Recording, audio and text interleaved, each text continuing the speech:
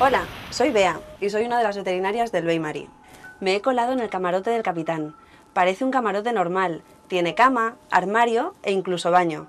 Pero no es solo un camarote, es mucho más. Este es un sitio muy especial porque funciona también como quirófano.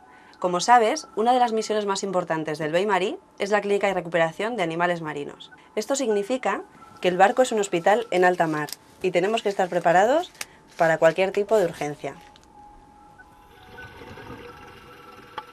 Son muchas las causas que afectan a la supervivencia de las tortugas marinas.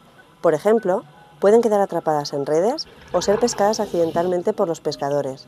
Por eso, junto a ellos, realizamos campañas de rescate de animales heridos. Muchos de estos animales pueden ser curados en cubierta, pero otros necesitan ser sedados para su tratamiento. Es entonces cuando usamos el quirófano.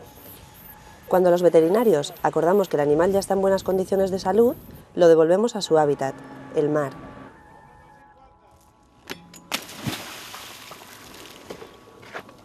¿Ya conoces todos los rincones del barco o todavía te queda alguno por descubrir?